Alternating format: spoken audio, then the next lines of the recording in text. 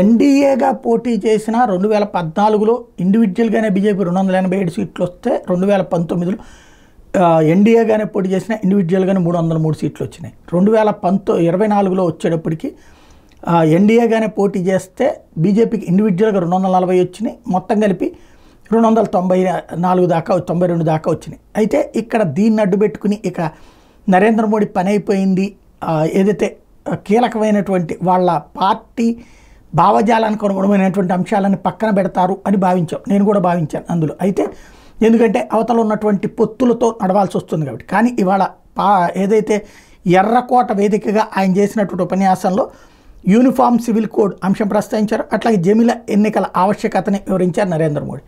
దాదాపు ఆయన మీటింగు సుమారు గత రికార్డులు బద్దలు కొట్టింది. అంతకుముందు 2016లో అనుకోండి 96 నిమిషాలు మాట్లాడితే దఫా 98 నిమిషాలు మాట్లాడారు. ఆయన పూర్తిగా ఈ పాయింట్స్ని ఎక్కడా వదిలిపెట్టలేదు, కంటిన్యూ చేయడానికే సిద్ధపడ్డారు. కాబట్టి దీని ఇంపాక్ట్ మరి ఎలా ఉంటుంది, అమల్లోకి తీసుకురావడం సాధ్యమేనా? ఎందుకంటే ఇప్పటికే వక్ఫ్ చట్టం తేగలిగారు, ఇట్లాంటివి కూడా అమలు చేయగలుగుతారు, చూడాల్సి ఉంది.